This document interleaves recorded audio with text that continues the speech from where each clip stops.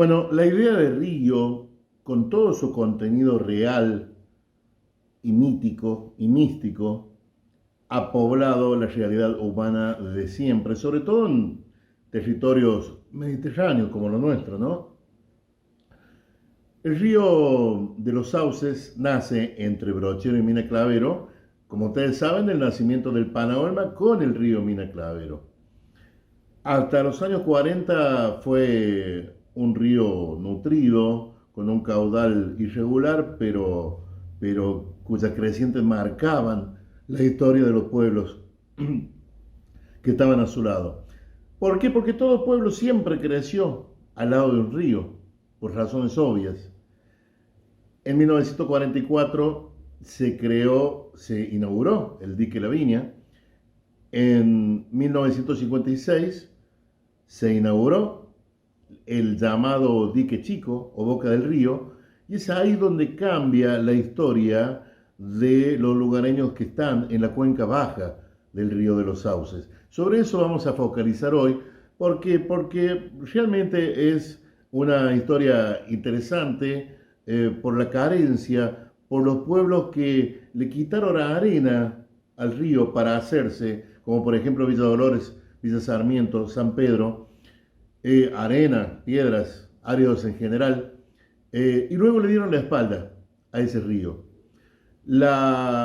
Entre los años 60 y los 80, la ciudad de Villa Dolores tuvo una enorme pileta municipal sobre el río, nutrida de las aguas naturales del río, y bueno, luego ya no fue sostenible ese balneario, porque gradualmente las 13.000 hectáreas de cultivo que hay de Villa Dolores hacia el oeste y hacia un poco hacia el norte también, le quitaron al caudal mucha fuerza. Ahí nace otra historia y queremos saber en este informe, un informe inmediato y que intenta profundizar un poco, queremos saber qué pasa hoy con el río de los Sauces en su cuenca baja.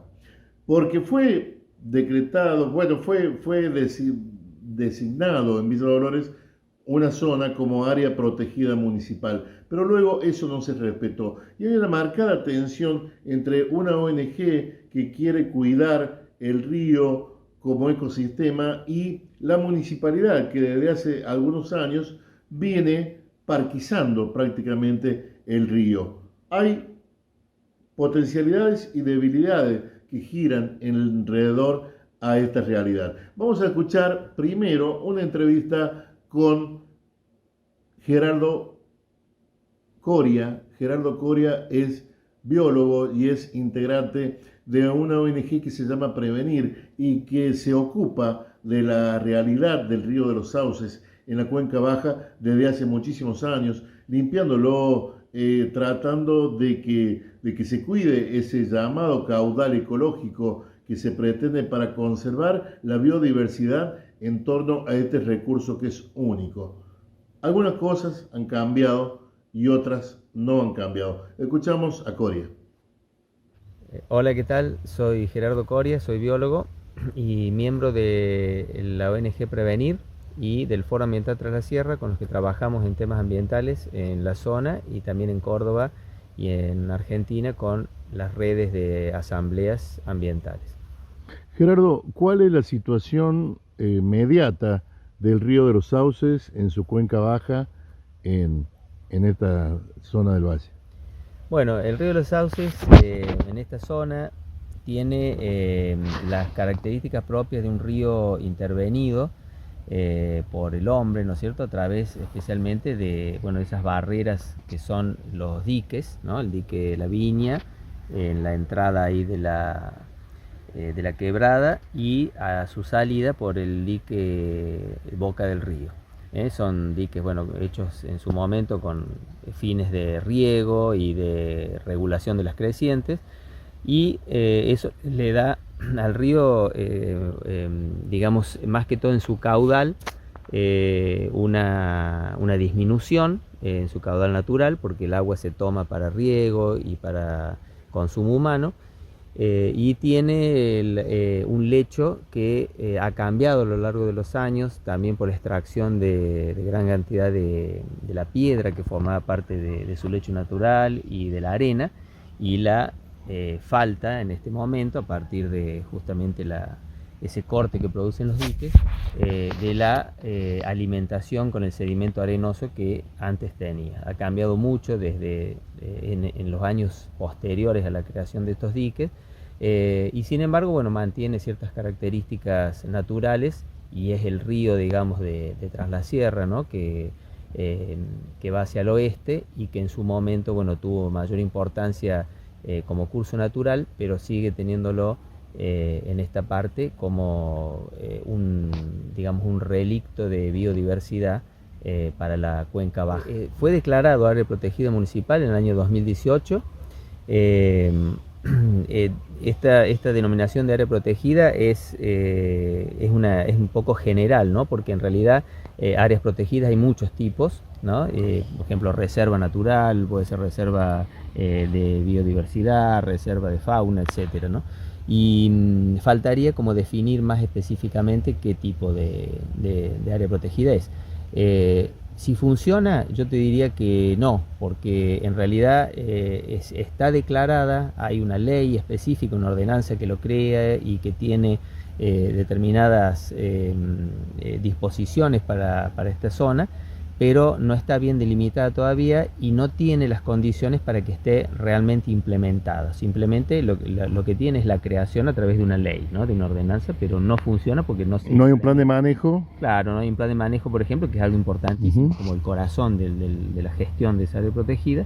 Y además, bueno, porque no tiene presupuesto propio, por ejemplo, ¿no? Claro. Que es algo importante también. Entonces, hasta que eso no esté un poco definido, tampoco va a funcionar más que en el nombre, ¿no? de área protegida. Gerardo, ¿hay algunas tensiones, ¿no? entre la ONG y el municipio con respecto a lo que debe hacerse en esta área protegida? Sí, hay algunas diferencias. Las tensiones existen siempre que hay diferencias, ¿no es cierto?, entre los criterios, especialmente cuando se trata de un espacio que por ahí puede ser muy importante para algunas personas desde un punto de vista recreativo, por ejemplo, y otro de conservación, ¿no? Pero bueno, sin embargo no hay contradicción en esos términos. O sea, conservación no implica no tocar nada, no intervenir, sino hacerlo de una manera que tenga el objetivo de conservar la biodiversidad y a la vez poder disfrutarlo, ¿no es cierto?, a través de un montón de actividades. Pueden ser de diversión, pueden ser de educativas, pueden ser científicas, ¿no es cierto?, deportivas. Bueno, todo eso se puede hacer en un área protegida siempre y cuando haya un plan de manejo, haya algo que regule todo eso y que diga de qué forma se puede hacer o en qué parte se puede hacer, ¿no? En qué sectores, por ejemplo, que es una parte también que en el plan de manejo se hace siempre, que es la sectorización dependiendo de las características que tenga el área protegida. Por ejemplo, lo que se hace normalmente, bueno, teniendo un plan de manejo definido, en ese plan de manejo se indica cómo hay que hacer las intervenciones, porque un área protegida o una reserva no implica que no se tenga que tocar nada y el ecosistema debe conservarse prístino, sino que se indica cómo se debe gestionar. Por ejemplo, el tema de parquizar, esto que vemos, ¿no es cierto?, de un pasto cortado y árboles separados por un espacio, bueno, no es natural. La intención, ¿no?, que pasa siempre con todos los diques, generalmente en Córdoba la intención es tomar el agua y acumularla para riego y para consumo humano, y por otro lado el tema de regular las crecientes, ¿no?, que en nuestros ríos saben ser en verano, especialmente en la época de lluvia, a veces peligrosas. Bueno, esa intención en realidad muchas veces no se tuvo en cuenta, y actualmente por ahí tampoco mucho en la gestión de los ríos acá en Argentina, en Córdoba, el tema de dejar un caudal ecológico, un caudal que permita que el ecosistema del río, ¿no?, que no es solamente un curso de agua, un canal de agua, sino que es todo un ecosistema bastante complejo comparado con los alrededores, con otros ecosistemas alejándose del río, Y bueno, y no se tiene en cuenta eso, ¿no? Ese caudal. Y muchas veces se disminuye tanto ese caudal que se ve afectado el ecosistema. Empieza a haber acumulación de sedimentos, empieza a haber invasión de ciertas plantas que crecen más rápido o que aprovechan esas circunstancias para crecer sobre lo que antes era el lecho con agua. También aparecen especies invasoras, pérdida de otras especies propias del río, ¿no es cierto? Todos esos problemas bueno, afectan al río desde el momento en que se disminuye el caudal. Ya desde el punto de vista, digamos, natural, ya es muy difícil recuperar, o sea, natural, original, ¿no? Es muy difícil recuperarlo. Sí se puede mejorar, se podría mejorar muchísimo el estado del río en cuanto a caudal y en cuanto a sus características como ecosistema que sigue manteniendo muchas características naturales, haciendo algunas modificaciones, que una es, por ejemplo, regulando y proveyendo de un caudal que se le dice ecológico, o caudal mínimo, o caudal de mantenimiento. El caudal ecológico verdadero es medio complicado de sacarlo, de definirlo, porque bueno, implica toda una serie de estudios que a veces llevan mucho tiempo y que a veces también implica gastos y contratar gente especializada, pero sí se puede mantener un caudal mínimo en base a los caudales históricos y lo que se conoce como, ¿no es cierto?, este caudal de mantenimiento que ayuda a sostener a ese ecosistema y que no se pierdan especies, por ejemplo, o que no se produzcan otros problemas como lo que nombré antes.